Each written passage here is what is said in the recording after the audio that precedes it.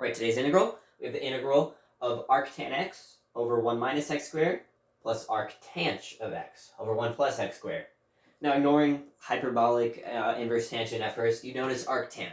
Arctan, we notice, u equals arctan, du would equal 1 plus x squared. Or 1 over 1 plus x squared, my bad. That looks very similar to this, however, the minus kills us. There is a 1 plus x squared over here, but it's on the wrong term. And so if that's all you know, you get a little stuck. However, we did just notice that if we were to let u equal arctan, du is 1 plus x squared. Or 1 over, but yeah, you know what I mean. If you also know, derivative of arctangent of x is 1 over 1 minus x squared. Notice we have a function, derivative.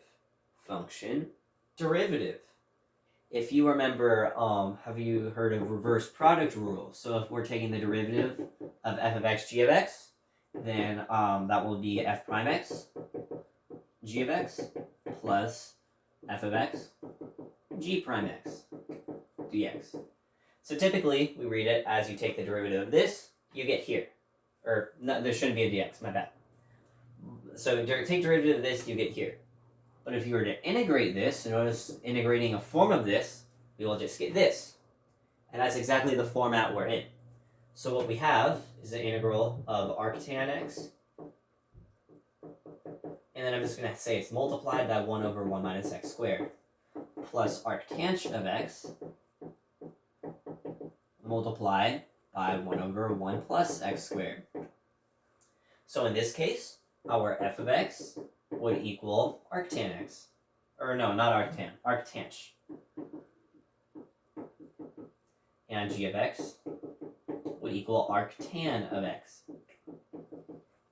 This is because derivative of the first, this is derivative of first. And then times the second, this is times second. Over here, we just leave the first, so leaving the first, derivative of the second, derivative of the second. Therefore, because we're integrating just a product rule situation, we're just going to be left with f of x times g of x, or in our case, arctan of x, multiplied by arctan of x. Still an indefinite integral, so we got to leave a plus c, but that's it. It's a bit wonky if you don't know your derivatives of hyperbolic trig, but I think it's still really nice.